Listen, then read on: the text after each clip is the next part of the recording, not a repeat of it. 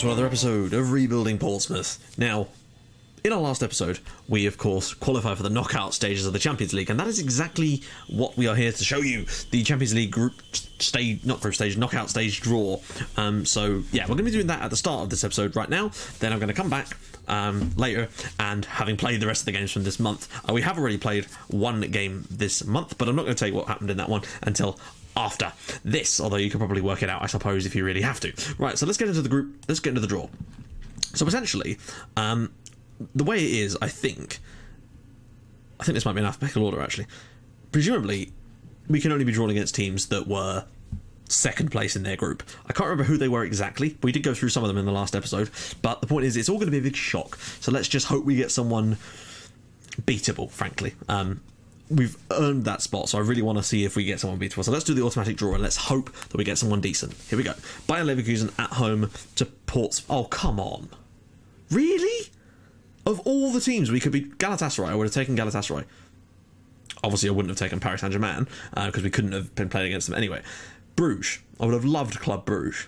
Galatasaray or Bruges. Copenhagen. I would have taken Copenhagen.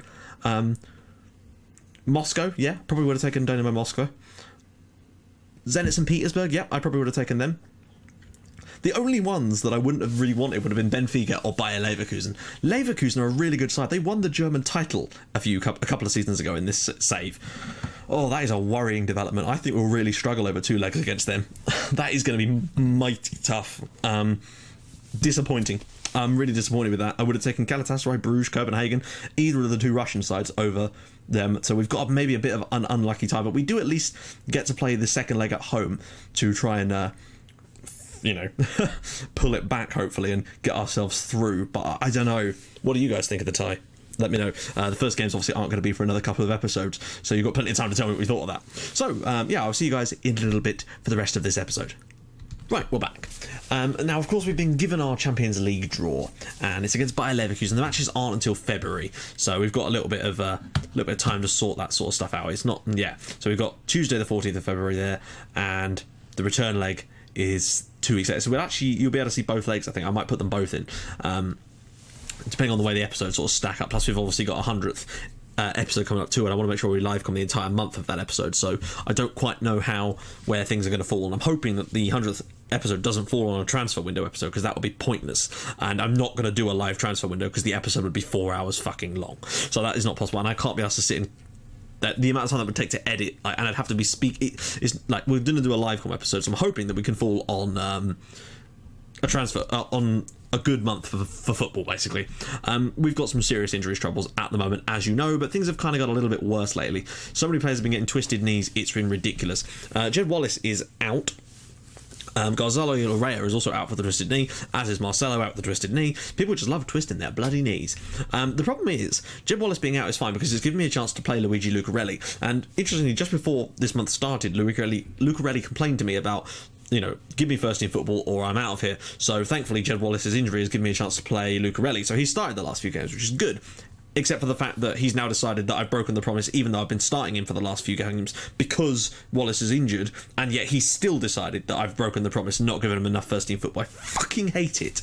It's so stupid, that system. I've just played him for a consistent amount of games in a row, and now he's complaining about not getting first-team football. It's stupid, and it needs to be fixed, because it's not realistic in any way. Why would they suddenly start complaining just after they've been given first-team football?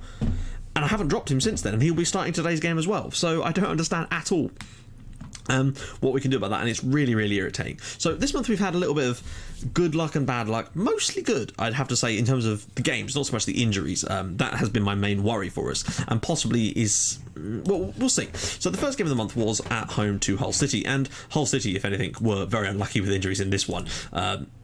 Both of their two very good players, Jack Deal and Martin Hill, are regions, I believe, both got injured for Hull. They were not very good. We were the home side. We were stronger than them in just about every conceivable fashion, and as a result, the scoreline reflected that. I was happy to grind out a 1-0 if we needed to, but a 2-0 was a little bit more cushy, and it just kept us going. We're winning the games against the teams we should be being. Santos' ball in, Charlie Musonda sneaking in there with his second goal of the season. Only his second goal this year, which is a surprise, but he's been pretty decent for the assists this year, so that sort of explains it. The thing is, we're beating the teams that we should be beating. Everyone that's lower than us in the league, basically, is getting stuffed by us, and that's quite useful. Millington's ball through there, and Assenhuis, of all people, who was playing, of course, in place of Ivancic, managed to make it 2-0, and that finished the game off for us. And it was good. We needed that win to get that little bit of momentum back and try to get a little unbeaten run going. And that's what we've done to a certain extent. Now, we travelled away to Newcastle, and for me, we should have won this game. 23 shots, 7 of which were on target, and when you see their goal, you'll also understand my frustration. Like, okay, clear cuts we were actually level on, but look at the amount of chances, like the amount of shots we had, and the 7 half chances that we had in this game as well. We should have won this one, and I was disappointed that we didn't. You'll notice that Ali Burrell actually played this one. He played out on the right for this one. We had him and Millington in there, but I have come up with a 2 strikers tactic, and I've been building this one over the last few days. And Millington with a great header there on 2 minutes. I've been building it for the last few days. I'm quite happy with it. We're not going to be trying it today's episode, but I will be testing it out against Blackpool in the Cup. I haven't used it properly. I've been doing some FM Classic stuff with it, so I'm hoping once we get a bit more used to it, we should be able to make it work. It is a 3-4-1-2 system. So, yeah, we'll have to see how it works out. We are playing a back 3 for it, though, so it's a little bit different. But it does have Burrell and Millington up front in it. So that'll be an interesting to see how that works if we do play it. I thought basically that we were about to score a second goal here, and we really should have, to be honest. There's so many chances to score, but it's Newcastle's goal that did annoy me a little bit. I thought goalkeeping wise we should be winning. Great touch here from Petey, but to be honest, you shouldn't be able to smash them in from that far out, especially when the keeper is on that side. He should get a touch to that quite comfortably, and it's gone in, and that was Newcastle's only real moment of the game. They had a clear-cut chance, which I don't remember because I don't even think there was a highlight for it or something, but it's disappointing. We should have probably won there, and I can't afford for us to start slipping up in games like that, because that's where the problems lie. Thankfully, we did kind of redeem ourselves a little bit against Spurs by actually playing fairly well. We were very, very good at White Hart Lane. I was a little surprised at how good we were. If anything, we had the better of this game and maybe even could have won. But, of course, look, we've got 6 players in the defence, and somehow 2 passes and they're through the whole lot of them. What? Why do you bother? We've got 6 players there. We were playing our 2DM system, and they just passed straight through it. Unal and Fierro just seem to score goals no matter what happens, and Millington's been like that at times this season, I guess. Thankfully, we got ourselves back, and as you can see, Lucarelli there was playing, and yet he still complains. I don't know what to do about it, to be honest. He's getting game time now that Wallace is injured, and yet he complains. But hey, what can you do? So we went behind, and to be honest, at that point, I actually didn't think that we could do much, but I put it on control with this system because we were actually doing okay for possession against Spurs. So I figured, let's give it a go on control, see what we can come up with. And what we came up with was an almost immediate equaliser, which Santos does well here. Ball comes in, and Millington's strike is deflected, but it goes in and it counts as Millington's goal. And he'd just gone off the boil a little bit, but now he's back. His 19th goal of the season now, and I think that was his 17th in the league. So he's back. That gave him a little bit more of a boost. He hadn't scored for a few games, so he's back. Maybe we could have done better there, but it's Spurs away. It's a tough one. Then at home to Swansea, and this one again was just as much a domination as the Hull one in a sense, except for the fact that Swansea were actually able to score from this one. And it was one of those ones where we score and then they just score straight away, basically. Gomez here nudges it through, and Millington with a simple finish for his 20th goal in all competitions this season and his 18th in the league in 19 matches. That is a phenomenal first half of the season record. He has just signed a new contract. They wouldn't sign it unless I put a £51 million release clause in it, though. But he is now on like a stupid amount of money, and we are into our wage budget a little bit. He did come up with another goal here after some lovely one-touch football inside their penalty area. But it was directly from that, unfortunately, that Swansea were able to score their goal. Disappointing when they score straight from the kickoff after that. You should never be letting them score directly from the kickoff, especially in such simple fashion. Like, it's not like we were caught up the pitch or anything. We had everyone back in our own half at the beginning of the play. And yet, simple ball through here. And, well, Hagota, goalkeeper, don't know what he's doing. He just lets it go through his legs. But that was how the game finished. It's a 2-1, and it was another victory. And that's really what matters here. Here's where the league's shaping up. As you can see, City and United are now starting to run away with it again. We're never going to... I don't know how we're going to be able to take away that and actually try and challenge for the league title, which is why I'm thinking our best chance in this save is to not do that at all and just to try and somehow win the Champions League without coming in the top 2 in the Premier League at any stage. Look at them. They've scored, like, so many more goals, conceded so many less. They both have plus 40-odd goal differences at the halfway stage of the season. It's absurd. They're hitting 6s and 7s past teams week in, week out now, and I don't think there's any chance of anyone catching them. So the best chance we've got, of course, is to get in the top 3 and come 3rd again, basically. Now, Arsenal can go level on points with us, because they're having a pretty decent season now. But there's still a 4-point gap back to Stoke after that, so we are still 4 points clear of them. But it's difficult. Chelsea are having a really poor time of it at the moment, so who knows, really, when it comes down to that sort of thing. Millington is still right up there as the 2nd top scorer in the league, but Robson has 22 goals for Manchester City, so he'll probably be top scorer this season, I would have thought. Probably get like 40 or something. So let's take a little look at the squad. Top goal scorer for us, of course, is Norman Millington with 21. Just in behind there is Wallace with 8 and Santos with 4. Assists, Santos with 11. That's pretty damn decent, actually. And Mosondo with 7. Even Millington has 6, which is great. Player of the match, well, that's Santos, Millington, and Jed Wallace. Yellow cards is Ivancic with 6. Most red cards, Ivancic and Marcelo, 1 each. Interceptions, Robert Gray has the most, but Pedro Miguel Lopez Sousa has also stepped up with the interceptions, and they are both doing a very good job of that now. And having 2 players that play that kind of role is very useful in the way that we play. Key passes, well, Santos with 73 key passes now, which is superb. When you compare that to Jed Wallace's 12 from the exact same role on the exact same position, just on the other side. He's done better defensively, though, with 79 interceptions. So there is that kind of idea of it. Best win percentage that's played a decent amount of games is Robert Gray, 67% from 21 matches. Oh, no, Lucas Vega, 68%. Not bad. Key tackles, of course, the most is Lopez Sousa. Robert Gray's a little bit low on that. Charlie Taylor's done a decent amount as well. Aerial challenges, obviously Robert Gray's done all right to win 26, but Lopez Sousa is the aerial master.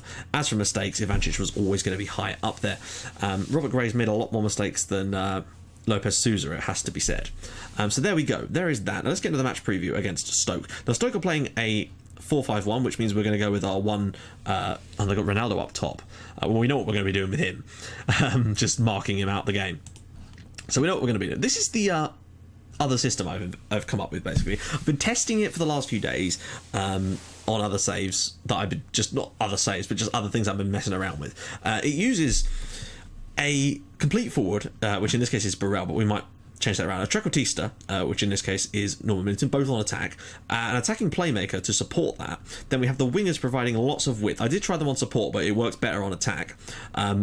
So Santos and Yanko in this case as sort of wide midfielders rather than attacking midfielders, but they still bomb on like crazy. Having this position here on attack didn't work out at all.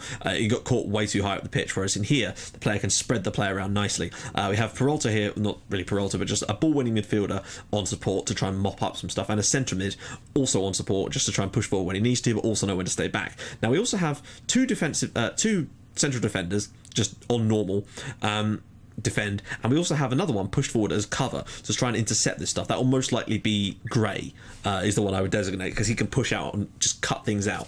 Part of me is also tempted to maybe drop one of these back as cover and have it a weird sort of setup, but I'm not entirely sure if that's what I want to do just yet. For now, it's been working quite well off in some of the other, and we have a sweeper keeper as well, but I may turn that off for now.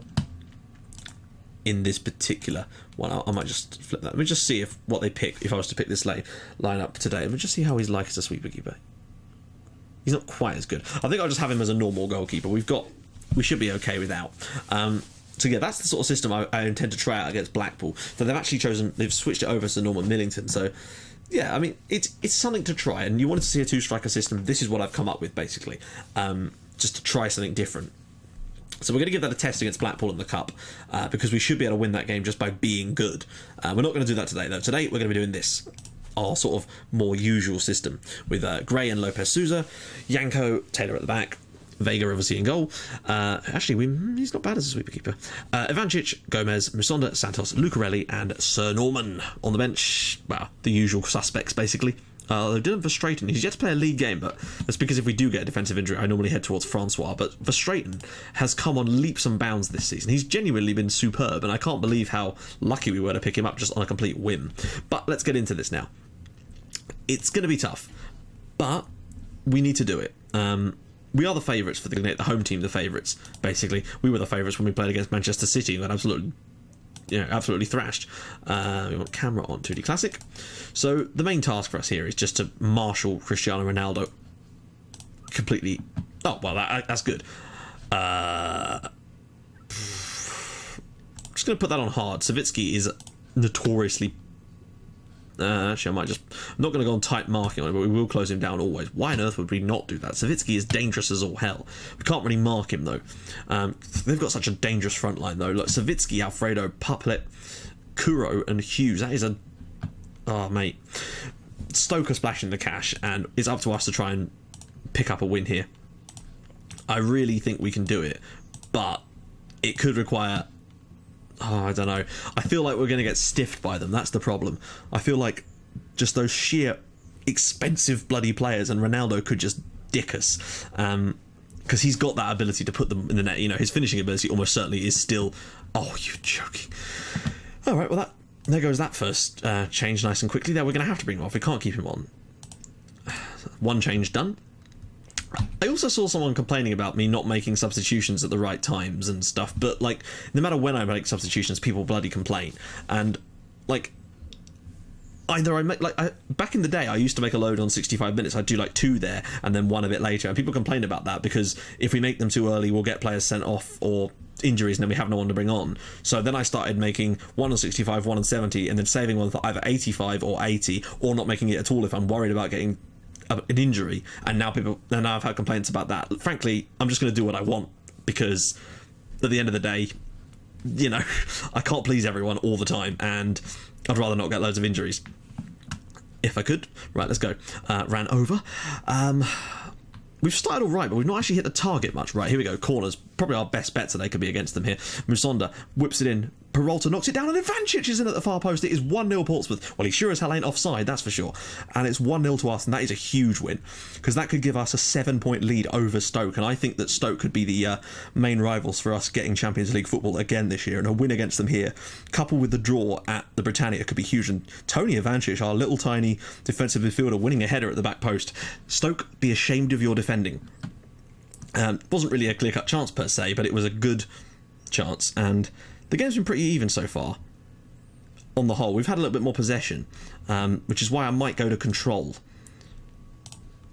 since we are expected to win and we are the home team. So it would make sense, as we are getting more possession as well, if we do try to control, which would just prevent us from getting caught on the counter-attack in this second half, because that's not what we need, especially with them playing 4-5-1. Now, we do have changes that we could potentially make if things do start to go pear-shaped.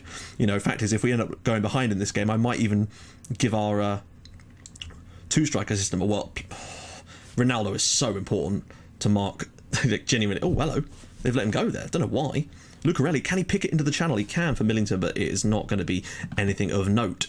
I'm really hoping we can hang on and win this one. Winning our home games is pretty much key to the success of our season. And beating teams like Stoke at home. Millington's across. Oh, was that a good... It was apparently a clear-cut opportunity. I don't know how he was expected to get that in from there, to be fair. Oh, couldn't ask for a better result right there. Cristiano Ronaldo is having to go off and Oh, Jesus. Hang on a minute. Hang on a minute. Because I'm pretty certain that they don't automatically... Yeah. They don't automatically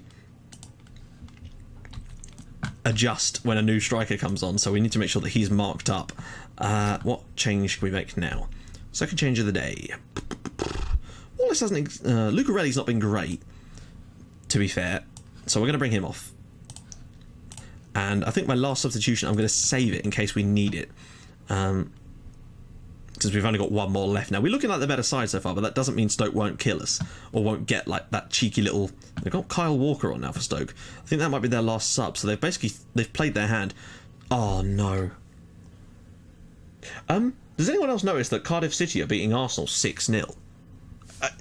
What? Cardiff are in the relegation... Well, they're not anymore, are they? Bloody hell. How has that happened? I'm looking at the stats on that game in a bit. So Santos has been injured. Well, thank God we kept our last substitution. That is the epitome of why I don't make 3 substitutions before we've reached the 86th minute, because if I'd have done that, we'd be playing with 10 men right now. As it happens, we are going to be in a little bit of trubs anyway, because I don't know who else we can really bring on. Actually, I know what I'm going to do. Millington can play out on the left, and we'll bring on Burrell to play up front. Wait. One more little change. I am going to go on defensive because we've only got 4 minutes to go. And we're going to go waste time, and we're going to go get Ali on. I hope Santos isn't badly hurt. He is crucial to us right now. This is a huge must-win match. Oh no, we've got the ball. We've got the ball. Okay, good. We shouldn't be committing too many men forward because it's in the back of the net, and it's Worley. Pompey 2, Stoke City 0, and that is his first goal of the season, and that could be a crucial win for us. That Stoke, for me, are going to be our biggest rivals to get that 4th spot, and winning our home game against them and getting the draw away on the opening day of the season could be absolutely vital to us. Oh, bad goalkeeping there from Begovic. That is 2-0 us now. That should be game, set and match now.